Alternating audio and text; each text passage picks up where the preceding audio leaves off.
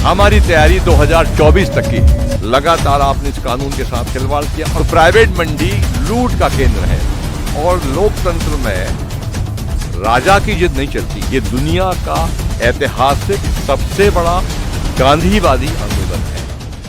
दोस्तों नमस्कार। इस वक्त हम मध्य प्रदेश के नरसिंहपुर ज़िले की गाडरवारा तहसील में हैं और हमारे साथ मौजूद हैं शिव कुमार जी। इस वक्त हम नरसिंहपुर, मैं आपको फिर बता रहा हूँ, नरसिंहपुर की गाडरवारा तहसील में है। ये कोई दिल्ली का नज़ारा आपने नहीं देखा है या दिल्ली की बॉर्डरों का नज़ारा नहीं। ये एक छोटी सी तहसील में इतने किसानों का जमावड़ा। और हमारे साथ मौजूद हैं कक्का जी। कक्का जी, अब ये जो आंदोलन है वो बड़ी दिल्ली से, बड़े शहरों से अब छोटे गांव तक पहुंच रहा है, क्या है? देखिए, पूरे भारत में आंदोलन गांव-गांव तक पहुंच चुका है और छोटी सी तहसील में ये संदेश जा रहा है पूरे देश को कि पूरे देश का किसान एकजुट है और इस महा आंदोलन में संयुक्त मोर्चे के जो बैनर के नीचे हो रहा है उसमें पूरी सक्रियता से भाग ले रहा है। दूरी का विषय होता है कि हरियाणा, पंजाब, पश्चिमी उत्तर प्रदेश और राजस्थान का एक हिस्सा है, ये बहुत पास पड़ते हैं, तो वहाँ से ट्रैक्टर लाना ले जाना आसान होता है। हमारे मध्य प्रदेश की दूरी बहुत ज़्यादा है, ट्रेनों की कमी है, महामारी के कारण उतनी तादाद में किसान नहीं पहुँच पाता है। फिर भी आगरा और दिल्ली जो हाईवे है उसको हम लोगों ने ब्लॉक करके रखा है मध्य प्रदेश के किसानों ने। अवेयरनेस हमारा मुख्य मुद्दा है कि किसान इन 3 काले कानूनों के बारे में जागृत हो, उसको जानकारी हो, एकजुट हो, संगठित हो और सरकार को इसका माकूल जवाब दे।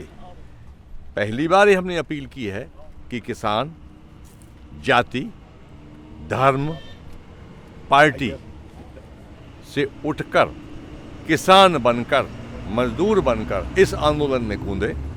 इस आंदोलन में कोई किसी की जाति नहीं है, कोई किसी का पार्टी नहीं है और वो केवल ये किसान की लड़ाई है और किसान की लड़ाई को एकजुट होकर लड़ना पड़ेगा। आंदोलन को अभी 106 दिन के आसपास हो गए हैं, 303 शहादत हम लोग दे चुके हैं किसानों की। ये दुनिया का ऐतिहासिक सबसे बड़ा गांधीवादी आंदोलन है। गांधी जी की छवि इसमें आपको दिखाई देगी। गांधी जी आज भी प्रासंगिक हैं।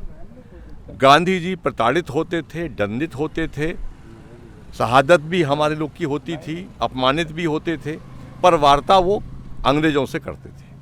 हमारे साथ भी ये तमाम चीज़ें हुई कि हमको कभी खालिस्तानी कहा, कभी पाकिस्तानी कहा, कहीं फॉरेन फंडिंग कहा, कभी एक राज्य का आंदोलन है, एक बाकी नहीं है। तमाम आरोप हम पर लगाए।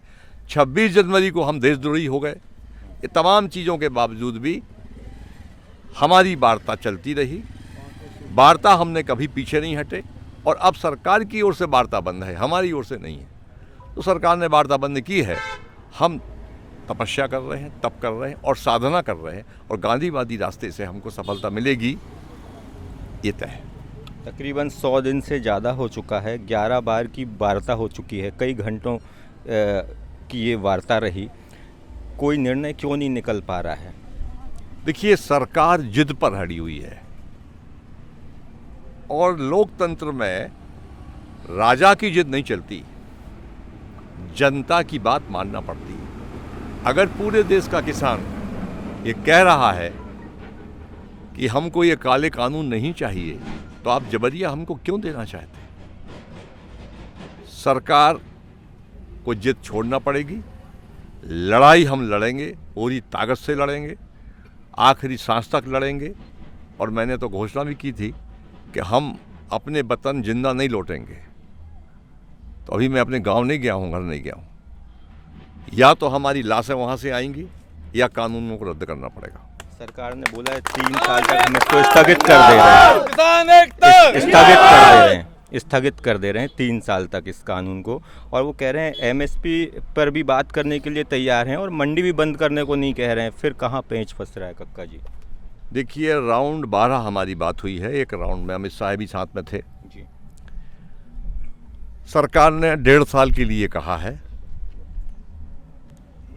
हमने जब भी, खासतौर से मैंने ये विषय ज़्यादा उठाया है कि अगर 3 कानूनों पर आप चर्चा नहीं कर पा रहे हैं ठीक से, तो एमएसपी पे बात करें आप। एमएसपी को गारंटी दें आप, क्योंकि सबसे बड़ी मांग एमएसपी की है। तो उन्होंने कहा कि हमको 4 दिन का समय चाहिए चर्चा के लिए। हमको फाइनेंस डिपार्टमेंट से बात करना पड़ेगा, कॉमर्स डिपार्टमेंट से बात करना पड़ेगा। हम 4 दिन बाद तैयारी से आएंगे। हम 8 दिन ले लो आप। जब हम 4 दिन बाद फिर बैठे तो उन्होंने कहा कि अगली बैठक में एमएसपी बात करेंगे। तो सरकार एमएसपी के मुद्दे पर बचती रही है। सरकार ने एमएसपी के मुद्दे पर बात की नहीं, हर बात को टालते रहे। 3 कानूनों पर हमारा जो बात चली कि आप इनको रद्द करिए, तो वो कहते रहे कि और कुछ विचार कर लीजिए। तो कुछ और विचार हमारे लिए संभव नहीं है। हमको जब ये कानून नहीं चाहिए। अमित शाह जी ने इस बात को स्वीकार किया जब उन्होंने कहा कि आप संशोधन कक्का जी जितने चाहें उतने करा लीजिए। तो हमने कहा कि आज आप पूछ रहे हैं इस कानून के बारे में, करेक्शन करा लीजिए। ये कानून चालू होने के पहले, लागू होने के पहले है। यदि आप पूछ लेते तो ये गति नहीं होती आपकी ना हमारी। तो उन्होंने कहा कि हमसे गलती हुई है। ये किसानों को आपने विश्वास में नहीं लिया। पार्लियामेंट की कमेटी में आपको इसको ले जाना था, उसमें आप नहीं ले गए।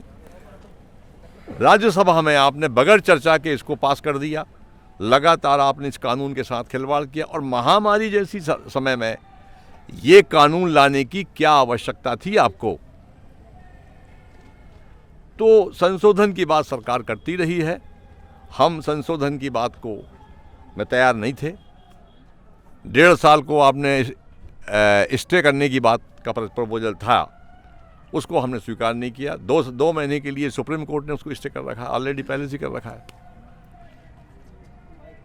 मंडियां जो है वो कह रहे हैं कि एक ऑप्शन और खुला रहेगा। ये मुख्य मुद्दा है। ये सभी पार्टी के लोग भी उनके कहते हैं कि साहब हमने एक ऑप्शन और दिया है।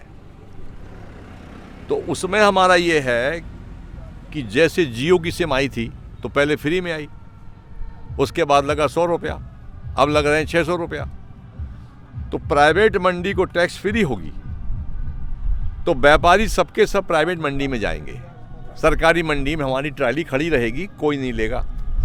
2-1 साल में सरकारी मंडी अपने आप बंद हो जाएगी, फिर प्राइवेट मंडी होगी। प्राइवेट मंडी में तौल कांटा व्यापारी का जहाँ बेईमानी होती है 3 दिन में भुगतान मिलेगा। व्यापारी जो खरीदार होगा वो बगैर लाइसेंस के होगा, वो भाग जाएगा पैसे खा के हमारे 3 दिन में 10-20 करोड़। मध्य प्रदेश का जो ई अनुज्ञा एक पोर्टल है उसको आप देखेंगे तो 140 मंडियां बंद हो चुकी हैं। बाकी मंडियां बंद होने की कगार पर हैं, क्योंकि वो उनमें टैक्स लगता है, वहाँ कोई व्यापारी जा नहीं रहा है। तो प्राइवेट मंडी लूट का केंद्र है और जो सरकारी मंडी है वो 2-3 साल में खत्म हो जाएगी। अगर सरकार नहीं मानती है फिर आगे क्या रणनीति है? कितना लंबा चलने वाला है ये किसान आंदोलन? हमारी तैयारी 2024 तक की है। पूरी तैयारी करके बैठे हैं किसान। 2024 तक दिल्ली की बॉर्डरों पे किसान डटे रहेंगे और संख्या बढ़ेगी। तो ये थे शिव कुमार कक्का जी, जिन्होंने साफ कह दिया है कि 2024 तक की किसानों की तैयारी है। अब देखना ये होगा कि सरकार का अब आगे क्या स्टैंड होता है।